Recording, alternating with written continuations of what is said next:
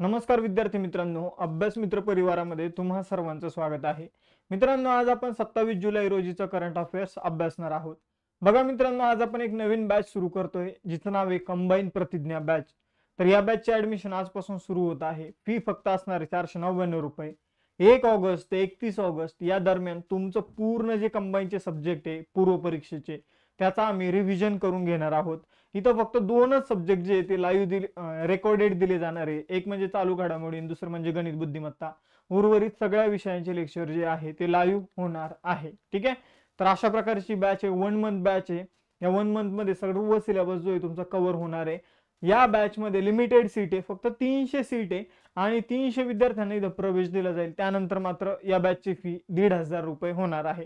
यापूर्वी आपण काही बॅचेस सुरू केले होते, जसं की राज्यसेवेची बॅच 500 रुपयामध्ये सुरू केली होती.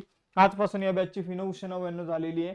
ज्याला ऍडमिशन घ्यायचं असेल तर ते मुलं अजूनही ऍडमिशन घेऊ शकता. कंबाईन लक्ष बॅच म्हणून सुरू केली होती. एकदम डिटेल कंबाईनचा सिलेबस आपण यामध्ये शिकवलेला आहे. तर या बॅचची फी सुरुवातीला 1,500 होती, पण आता 3,000 रुपये फी झालेली आहे. तर फी वाढते मित्रांनो. ठीक आहे. लिमिटेड सीटच आपण ठेवतोय, लिमिटेड विद्यार्थीच ठेवतोय. तर ज्याला लवकरात लवकर ऍडमिशन करायचं असेल तर त्याने ही बॅच परचेस करा. ठीक आहे. ज्याला कंबाईनचं रिव्हिजन ऍडव्हर्टाईज यायच्या अगोदर व्यवस्थितपणे करायचं असेल, आणि बघा मित्रांनो, मुलांचा खूप अभ्यास झालेला आहे कंबाईनचा, खास करून कंबाईनच्या विद्यार्थ्यांना माझं म्हणणं आहे. तर मुलांचा खूप अभ्यास झालेला आहे. तुम्हाला तुमच्या अभ्यासाला रिव्हिजन द्यायचं असेल किंवा नव्याने जर तुम्ही अभ्यास सुरू करत असाल तर अभ्यास मित्र तुमच्यासाठी बेस्ट प्लॅटफॉर्म आहे.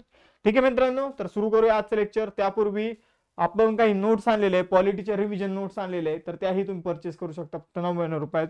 करंट अफेअर्सच्याही नोट्स आहेत, तर त्या सुद्धा 99 रुपयात आहे. त्याचबरोबर एमपीएससी राज्यसेवेची फाउंडेशन बॅच मध्ये ऍडमिशन सुरू आहे. 1 ऑगस्ट पासून याचे लाईव्ह लेक्चर जे आहे ते सुरू होणार आहे. स्पेशल एनसीईआरटी ची सुद्धा आपल्याकडे बॅच आहे. त्यानंतर बघा, अभ्यास मित्राचं जे काही टेलिग्रामचं चॅनल आहे, इन्स्टाचं पेज आहे आणि अभ्यास मित्राचं ऍप आहे, या सगळ्यांची लिंक डिस्क्रिप्शन बॉक्स मध्ये दिलेली आहे. कोणतीही बॅच जॉईन करायची असेल तर तुम्हाला हे ऍप डाउनलोड करावं लागेल. ऍप्लिकेशनच्या माध्यमातून तुम्ही कोणतीही बॅच जॉईन करू शकता. सुरू करूया 27 जुलै रोजीचं करंट अफेअर्स. बघा मित्रांनो, कोणत्या देशाने क्लायमेट फायनान्स ऍक्शन फंड, ठीक आहे, फंडचं नाव लक्षात ठेवा, क्लायमेट फायनान्स ऍक्शन फंड. तर हा जो फंड आहे विकसनशील देशाला हवामान बदलाशी संबंधित लढा देण्यासाठी घोषणा केलेली आहे.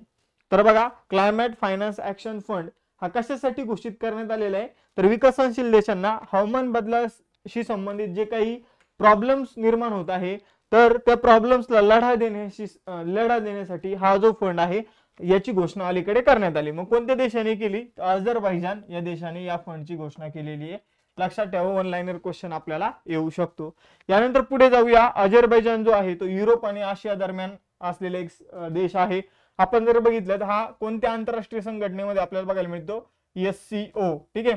आणि SCO ने आपला अलीकडे शांघाय कॉर्पोरेशन ऑर्गनायझेशन इंटरजेक्शन नावाचा एक युद्ध सराव केलेला आहे SCO देशांनी. इंटरजेक्शन, ठीक आहे, इंटरजेक्शन नावाचा युद्ध सराव जो केलेला आहे तो कुठे केलेला आहे? तर तो चायनामध्ये केलेला आहे. हा मुद्दा लक्षात ठेवा. चायनामध्ये कुठं? तर चायनाचा जो शिंजियांग प्रांत आहे त्या प्रांतामध्ये हा जो इंटरजेक्शन नावाचा जो युद्ध सराव जो आहे तो करण्यात आलेला आहे. त्याचबरोबर अझरबैजानची राजधानी आहे बाकू. त्यानंतर चलन आहे अझरबैजानी मनाट आणि राष्ट्रपती आहे इल्हाम इलिव. तर हे याचे अझरबैजानचे राष्ट्रपती आहे. यानंतर हेनले पासपोर्ट इंडेक्स 2024 मध्ये भारताचं स्थान काय आहे? तर हेनले पासपोर्ट इंडेक्स मध्ये भारताचं स्थान आहे 82. तर बघा, हेनले पासपोर्ट इंडेक्स जो आहे तो वर्षातून 3-4 वेळा जो आहे तो पब्लिश केला जातो. मग आता जुलैमध्ये पब्लिश केला, त्यानुसार भारताचं स्थान किती आहे? तर 82 आहे. हा मुद्दा आपल्याला लक्षात ठेवायचा आहे. पहिल्या क्रमांकावर कोण आहे? तर पहिल्या क्रमांकावर आहे मित्रांनो सिंगापूर. ठीक आहे, सिंगापूर. मग आता कोणाचा पासपोर्ट किती पॉवरफुल हे आपल्याला हेनले पासपोर्ट इंडेक्स वरून कळतं. मग मित्रांनो लक्षात ठेवा की हेनले पासपोर्ट इंडेक्स वरून क्रमवारी जी आहे ती देशांची कशी ठरवली जाते, कशी नाही, तर हे आता आपण बघूया. बघा, भारताचा जो काही पासपोर्ट आहे त्या पासपोर्टने जर आपल्याला दुसऱ्या देशात जायचं असेल तर व्हिसाची गरज लागते. पण भारताच्या पासपोर्ट थ्रू आपण 58 देशामध्ये बिना व्हिसाचं जाऊ शकतो. ठीक आहे, 58 देशामध्ये बिना व्हिसाचं जाऊ शकतो. मग त्यावरून ती रँकिंग ठरवली जाते. मग सगळ्यात जास्त आपण जर बघितलं, सिंगापूरच्या पासपोर्ट वापरून 195 देशामध्ये बिना व्हिसाचं जाऊ शकतो. त्यानंतर France, Germany, Italy, Japan, Spain हे दुसऱ्या क्रमांकावर आहे. यांचा पासपोर्ट वापरून 192 देशामध्ये, तर Austria, Finland, Ireland, Luxembourg, Netherland, दक्षिण कोरिया, स्वीडन यांचा पासपोर्ट वापरून 191 देशामध्ये आपण जाऊ शकतो. हे टॉप 3 देश आपल्याला बघायला मिळतात. एकाच आपण क्रमांकावर 2-2, 3-3 देश सुद्धा आपल्याला बघायला मिळतात, पण टॉपला कोणता आहे? सिंगापूर. ठीक आहे. आपला पासपोर्ट वापरून आपण किती देशामध्ये जाऊ शकतो? तो 58 परदेशी स्थळांमध्ये किंवा परदेशी देशांमध्ये आपल्याला व्हिसाची गरज नाहीये. तर हा एक मुद्दा आपल्याला लक्षात ठेवायचा आहे. यानंतर पुढे जाऊया. आपला क्रमांक काय आहे? 82वा. हा जो हेनले पासपोर्ट इंडेक्स दिला जातो तर तो कोणाच्या तरी आकडेवारीवर, डेटावर अवलंबून असेल. तर बघा मित्रांनो, इंटरनॅशनल एअर ट्रान्सपोर्ट असोसिएशनचा जो काही डेटा असतो, ठीक आहे, इंटरनॅशनल एअर ट्रान्सपोर्ट असोसिएशनचा जो काही डेटा असतो, या डेटावर आधारित ही रँकिंग आपल्याला बघायला मिळते. भारताचा रँक आहे 82. मोस्ट इम्पॉर्टंट क्वेश्चन होता आजच्या लेक्चर मधला. यानंतर पुढे जाऊया. फूड अँड ऍग्रिकल्चरल ऑर्गनायझेशन च्या ग्लोबल फॉरेस्ट स्टेटस रिपोर्ट नुसार वनक्षेत्रात वार्षिक वाढ नोंदवणाऱ्या देशांमध्ये भारताचा क्रमांक कोणता आहे? तर बघा, प्रश्न समजून घेऊ. Food and agriculture organisation, FAO, food and agriculture organisation. ठीक आहे. आता या संघटनेने, या संस्थेने एक रिपोर्ट दिला, ग्लोबल फॉरेस्ट स्टेटस रिपोर्ट. ठीक आहे, ग्लोबल फॉरेस्ट स्टेटस रिपोर्ट. या रिपोर्ट नुसार असं विचारलंय की वनक्षेत्रामध्ये वार्षिक वाढीच्या बाबतीत, वनक्षेत्रामध्ये जे एका वर्षामध्ये वाढ होते त्या बाबतीत भारत कितव्या क्रमांकावर आहे? तर या बाबतीत जर बघितलं, पहिल्या क्रमांकावर आहे मित्रांनो चायना. ठीक आहे. दुसऱ्या क्रमांकावर आहे ऑस्ट्रेलिया आणि तिसऱ्या क्रमांकावर आहे मित्रांनो आपला इंडिया, भारत. ठीक आहे. तर मग बघितलं तर पर्याय क्रमांक 2 उत्तर असेल. तिसऱ्या क्रमांकावर आहे भारत. बघा, भारतामध्ये जर बघितलं तर 2010 ते 2020 या 10 वर्षाच्या कालखंडामध्ये 2,66,000 हेक्टर एवढं वनक्षेत्र वाढलं. तर ते चायनामध्ये जर बघितलं 19,37,000 हेक्टर एवढं वनक्षेत्र वाढलेलं आहे. यानंतर पुढे जाऊया. चौथा क्वेश्चन. कोणत्या राज्याचे मुख्यमंत्री हेमंत सोरेन यांनी बिरसा मुंडा स्मृती उद्यानात, आता एक उद्यान आहे, नीट लक्षात ठेवा, प्रश्न पहिले समजून घ्यायचा आपल्याला, प्रत्येक प्रश्न परीक्षेमध्ये सुद्धा बारकाईने वाचून समजून घ्यायचं, नंतरच उत्तराकडे जायचं. तर बिरसा मुंडा स्मृती उद्यान. ठीक आहे. आता हे एक उद्यान जे आहे ते झारखंडमध्ये आहे. कुठं आहे? झारखंडमध्ये आहे. आणि झारखंडचे मुख्यमंत्री कोण आहे? हेमंत सोरेन. मग आता मी बऱ्यापैकी प्रश्न न वाचताच उत्तरापर्यंत पोहोचलो, पण पहिले प्रश्न वाचून घेऊ. कोणत्या राज्याचे मुख्यमंत्री हेमंत सोरेन यांनी बिरसा मुंडा स्मृती उद्यानात बिलियन इम्प्रेशनचं उद्घाटन केलं? ते बिलियन इम्प्रेशन काय भानगडी? बिरसा मुंडा स्मृती उद्यानात हे बिलियन इम्प्रेशन काय आहे? तर मी तुम्हाला इथं फोटो दाखवतो. बिलियन इम्प्रेशन म्हणजे आपल्या अंगठाचे जे ठसे असतात, बोटांचे जे ठसे असतात, ठीक आहे, तर तसा एक मोठा ठसा जो आहे त्याला नाव दिलेले बिलियन इम्प्रेशन. ठीक आहे. आणि अशा प्रकारचे हे 2 बिलियन इम्प्रेशन जे आहे तर ते बिरसा मुंडा नावाचं एक गार्डन आहे. ठीक आहे. त्या गार्डन मध्ये हे जे ठसे आहे तर ते उभारण्यात आलेले आहे. याला बिलियन इम्प्रेशन नाव दिलेले. कोणत्या कंपनीने तयार केले हे स्ट्रक्चर? तर टाटा कंपनीने हे स्ट्रक्चर तयार केलेले, टाटा स्टीलने. तर याचं उत्तर असणार आहे झारखंड. झारखंडमधील बिरसा मुंडा स्मृती उद्यानामध्ये बिलियन इम्प्रेशनचं अलीकडे हेमंत सोरेन यांनी उद्घाटन केलेलं आहे. ठीक आहे. तर टाटा समूहाने हे काय केलेलं आहे तर हे जे स्ट्रक्चर आहे ते उभारलेलं आहे. हा मुद्दा लक्षात ठेवायचा आहे. त्यानंतर झारखंड जे आहे तर याची निर्मिती, स्थापना जी आहे ती 15 नोव्हेंबर 2000 साली करण्यात आली होती. झारखंडची जी काही स्थापना आहे मित्रांनो, बिहार मधून झारखंड जे आहे ते वेगळं झालं होतं. हा एक मुद्दा लक्षात ठेवा. त्याच वेळी मध्य प्रदेश मधून, MP मधून छत्तीसगड, मी इथं शॉर्टकट मध्ये लिहितो, आणि UP मधून, उत्तर प्रदेश मधून उत्तराखंड, UK लिहितो. ठीक आहे. तर बघा, इथं झारखंडची राजधानी रांची, दोन्ही कुठला आहे तर झारखंडच आहे, रांचीच आहे. त्यानंतर हेमंत सोरेन जे आहे ते मुख्यमंत्री आहे आणि CP राधाकृष्णन जे आहे ते राज्यपाल आहे. यानंतर 5वा क्वेश्चन. 2024-25 या वर्षाच्या अर्थसंकल्पात कृषी आणि संलग्न क्षेत्रासाठी किती तरतुदी करण्यात आलेल्या आहे? किती तरतूद करण्यात आलेली म्हणजे किती तरतूद म्हणजे पैशांची तरतूद. बघा मित्रांनो, अर्थसंकल्पामध्ये काही गोष्टी जर राहिल्या असतील तर ते मी डेली लेक्चर मध्ये कव्हर करत आहोत. हे ऑलरेडी आपलं अर्थसंकल्पाच्या लेक्चर मध्ये झालेलं आहे. तर आपण जर बघितलं 1.52 लाख कोटी जे आहे मित्रांनो तर ते कृषी आणि संलग्न गोष्टीशी संबंधित दिले जाणार आहे. सगळ्यात जास्त खर्च कशावर केला जाणार आहे तर सगळ्यात जास्त खर्च मित्रांनो संरक्षणावर केला जाणार आहे. या वर्षीचा जो अर्थसंकल्प असेल त्यामध्ये संरक्षणावर सगळ्यात जास्त खर्च केला जाईल. त्यानंतर कृषी आणि संलग्न गोष्टींवर 1.52 लाख कोटी खर्च केला जाईल. जर तुम्हाला डीप मध्ये सगळ्याचा अभ्यास करायचा असेल तर अर्थसंकल्पाचं लेक्चर नक्की बघा. एक 3-4 दिवसापूर्वी ते लेक्चर घेतलेले आहे आणि आतापर्यंत त्याला जवळपास 6 ते 7,000 मुलांनी बघितलेलं आहे. यानंतर पुढे जाऊया. राष्ट्रीय आयकर दिवस 2024 मध्ये कधी साजरा करण्यात आला? तर राष्ट्रीय आयकर दिवस जो आहे तो 24 जुलैला सेलिब्रेट करण्यात आला. बघा मित्रांनो, आता राष्ट्रीय आयकर जो आहे 24 जुलैला सेलिब्रेट करण्यात आला. आयकर भारतामध्ये कधी लागू करण्यात आला होता? तर 1860 मध्ये भारतामध्ये आयकर म्हणजे इन्कम टॅक्स लागू करण्यात आला होता. जेम्स विल्सन यांनी भारतामध्ये आयकर लागू केला होता. तर हा मुद्दा लक्षात ठेवा, कोणी लागू केला होता? James Wilson. आता 2024 मध्ये कितवा आयकर दिन होता? तर 15वा राष्ट्रीय आयकर दिन होता. मग आपण आयकर दिनाची सुरुवात कधी केली होती?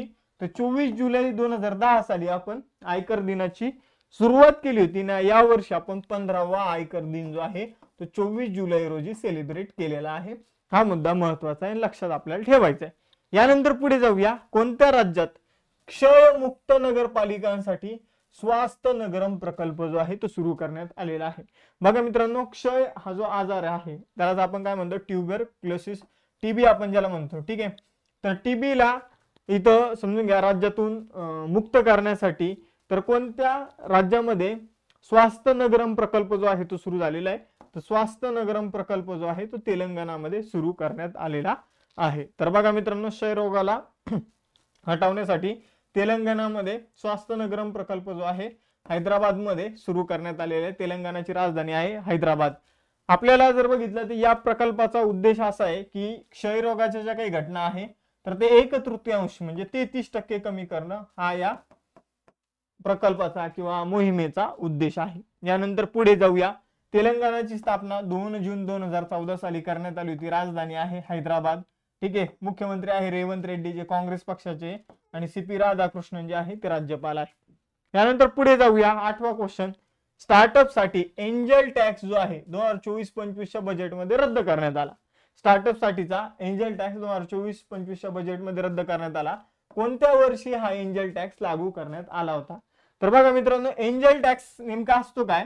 तर जो काही नवीन स्टार्टअप असेल, ठीक आहे, जो काही नवीन स्टार्टअप असेल, फॉर एक्झाम्पल अभ्यास मित्र नवीन स्टार्टअप आहे, मग समजून घ्या की एखादा विदेशी दुसऱ्या देशामधील एखादी कंपनी आहे, त्याला आपलं काम आवडलं आणि ते म्हणाले की आम्ही तुम्हाला फंडिंग करतो. तर गव्हर्नमेंट काय करायचं समजून घ्या, अमेरिकेतून समजा XYZ कंपनीने काय केलं, आपल्याला फंडिंग केली, तर त्यावर गव्हर्नमेंट काय करायचं? 30% टॅक्स लावायचं. किती टक्के? 30% टॅक्स लावायचं. याला म्हटलं तर एंजल टॅक्स. ठीक आहे, याला म्हटलं तर एंजल टॅक्स. तर हा जो एंजल टॅक्स आहे त्याला 2012 साठी 12 मध्ये लागू करण्यात आलं होतं, 2012 मध्ये, आणि आता 2024च्या अर्थसंकल्पामध्ये रद्द करण्यात आलं होतं. तर 12 1 12 12 दुने 24 अशा प्रकारे तुम्ही लक्षात ठेवू शकता. ठीक आहे, 24 मध्ये रद्द आणि 24च्या अर्ध किती? 12 12 मध्ये लागू. ठीक आहे, एक जस्ट लक्षात राहण्यासाठी तुम्हाला सांगितलं एक्स्ट्रा पॉइंट. ठीक आहे, यानंतर पुढे जाऊया. एंजल टॅक्स काय असतो? किती टक्के टॅक्स आकारला जायचा? 30%. दुसऱ्या देशातून जर एखाद्या भारतीय स्टार्टअपला जर इथं पैसा मिळत असेल तर त्यावर 30% टॅक्स जो आहे तो लावला जायचा गव्हर्नमेंट ऑफ इंडियाच्या माध्यमातून. त्यानंतर ह्युमन मोबाईल डिव्हाइस HMD नावाची जी काही कंपनी आहे तर तिचं ग्लोबल ब्रँड अँबॅसिडर म्हणून कोणाला घोषित करण्यात आलेला आहे? तर ह्युमन मोबाईल डिव्हाइसेस म्हणजे HMD नावाच्या कंपनीचं global brand ambassador Sanya Malhotra. ठीक आहे, सानिया नाही, सान्या मल्होत्रा जे आहे ऍक्ट्रेस आहे, तर यांना ग्लोबल अँबॅसिडर म्हणून HMD कंपनीने नियुक्त केलेलं आहे. तर बघा मित्रांनो, ही एक मोबाईल निर्माता कंपनी आहे जिची स्थापना 1 डिसेंबर 2016 रोजी झाली होती. आपण जर बघितलं एक्सपो फिनलँड या ठिकाणी हिचं मुख्यालय आहे आणि कार्यकारी अध्यक्ष आणि मुख्य कार्य अधिकारी जीन फ्रान्सिस्को बारिल हे आहे. यानंतर पुढे जाऊया. 10वा क्वेश्चन. आता इम्पॉर्टंट क्वेश्चन बघा हा. आंतरराष्ट्रीय ऑलिम्पिक समितीद्वारे 2030च्या हिवाळी ऑलिम्पिक आणि पॅरालिम्पिक खेळासाठी कोणता देश यजमान देश म्हणून घोषित करण्यात आलेला आहे? बघा मित्रांनो, आंतरराष्ट्रीय ऑलिम्पिक समितीद्वारे 2030 मध्ये जे काही हिवाळी ऑलिम्पिक स्पर्धा होणार, हिवाळी ऑलिम्पिक स्पर्धा म्हणजे बर्फाच्छादित प्रदेशामध्ये जे काही खेळ खेळले जातात, जसं स्केटिंग म्हणा, आईस स्केटिंग म्हणा, ठीक आहे, त्यानंतर आईस हॉकी म्हणा, तर असे जे काही खेळ असतात अशा खेळांसाठी जी ऑलिम्पिक स्पर्धा भरवली जाते तिला हिवाळी ऑलिम्पिक स्पर्धा म्हटलं जातं। 2030च्या हिवाळी ऑलिम्पिक स्पर्धेसाठी कोणत्या देशाची निवड करण्यात आलेली आहे, तर फ्रान्स या देशाची निवड करण्यात आलेली आहे। तर फ्रान्स या देशामध्ये जो काही आल्प्स पर्वताचा भाग आहे त्या भागामध्ये ही स्पर्धेचं आयोजन जे आहे तो फ्रान्स देश करणार आहे। यापूर्वीही फ्रान्समध्ये ही हिवाळी ऑलिम्पिक स्पर्धा 1924 मध्ये, 1968 मध्ये आणि 1992 मध्ये आयोजित करण्यात आली होती। यानंतर पुढे जाऊया। बघा मित्रांनो, तर भारतीय ऑलिम्पिक संघटनेविषयी काही मुद्दे जाणून घेऊया। भारतीय ऑलिम्पिक संघटनेची स्थापना 1927 मध्ये झाली, मुख्यालय नवी दिल्लीमध्ये आहे आणि अध्यक्ष कोण आहे, पीटी उषा आहे। त्यानंतर 2026 मध्ये जी काही हिवाळी ऑलिम्पिक स्पर्धा होणार आहे ती कुठे होणार आहे, तर इटली मध्ये होणार आहे। तर हा एक मुद्दा लक्षात ठेवा, 2026 मध्ये इटलीमध्ये दर 4 वर्षांनी होते आणि 2030 मध्ये फ्रान्स मध्ये होणार आहे। त्यानंतर फ्रान्सची राजधानी आहे पॅरिस, ठीक आहे, आणि पंतप्रधान आहे गॅब्रिएल अटल आणि राष्ट्रपती आहे इमॅन्युअल मॅक्रॉन। तर हे लक्षात ठेवा। यानंतर पुढे जाऊया। 11वा प्रश्न, भारताने कोणत्या देशाच्या मोंगला बंदर चे टर्मिनल चालवण्याचे अधिकार प्राप्त केले आहे? तर बघा मित्रांनो, भारताचे 3 बंदर आहे जे दुसऱ्या देशात आहे, ठीक आहे, आणि भारत ती पूर्ण गोष्टी हँडल करत असतो, ठीक आहे। आपण दुसऱ्या देशात हे बंदर आहे। मोंगला बंदर जे आहे ते अलीकडे आपलं बांगलादेशकडून आपण घेतलेले आहे चालवण्यासाठी, जिथं पूर्ण भारताचे जहाज वगैरे असतील, ठीक आहे, मोंगला बंदर। त्यानंतर तुम्हाला माहित असेल इराणमध्ये चहाबहार बंदर आहे, ठीक आहे, इराणमध्ये कोणतं बंदर आहे, चहाबहार बंदर आहे। आणि त्याचबरोबर जर आपण बघितलं तर म्यानमार मध्ये सुद्धा भारताचं एक सिटवे नावाचं बंदर आहे। तर सिटवे बंदर, चहाबहार बंदर आणि मोंगला बंदर असे 3 बंदर 3 देशांमध्ये सध्या भारत चालवत आहे, ठीक आहे। तर मोंगला बंदर भारताने का बांगलादेशकडून चालवण्यासाठी घेतलं, तर जे काही नॉर्थ ईस्ट आहे, जे काही ईशान्य भारत आहे, तर त्याच्या कनेक्टिव्हिटीसाठी भारताने मोंगला बंदर चालवण्याचा निर्णय जो आहे तो घेतलेला आहे। तर हा मुद्दा लक्षात ठेवा। त्यानंतर जर बघितलं बांगलादेशचं चलन आहे टाका, शेख हसीना तिथली पंतप्रधान आहे। मग तुम्हाला मी एक क्वेश्चन विचारतो, सध्या बांगलादेशमध्ये खूप मोठ्या प्रमाणात आंदोलन सुरू आहे, तर ते कशाशी संबंधित आहे, ठीक आहे, तर ते तुम्ही मला जस्ट सांगायचंय। बांगलादेश त्यामुळे चर्चेमध्ये, बांगलादेशमध्ये आंदोलन सुरू आहे, जसं आपल्या देशामध्ये आरक्षण पद्धत आहे तसं तिकडं एक सिस्टम आहे, त्याचं नाव सांगा मला, कोणतं सिस्टम आहे ज्यामुळे तिथं खूप मोठ्या प्रमाणावर आंदोलन जे आहे ते सुरू झालेली आहे। यानंतर पुढे जाऊया। कारगिल विजय दिवस 2024 मध्ये कधी साजरा करण्यात आला? तर कारगिल दिवस जो आहे 2024 मध्ये 26 जुलै रोजी सेलिब्रेट जो आहे तो करण्यात आलेला आहे। भारत पाकिस्तान युद्ध झालं होतं कारगिल या ठिकाणी 1999 साली, त्याशी संबंधित आपण एक ऑपरेशन राबवलं होतं, ऑपरेशन विजय, ठीक आहे।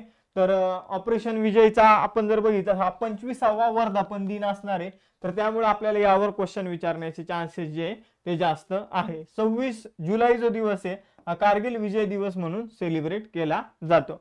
ऑपरेशन विजय कशाशी संबंधित होतं, तर कारगिल युद्धाशी संबंधित होतं, हा मुद्दा लक्षात ठेवा।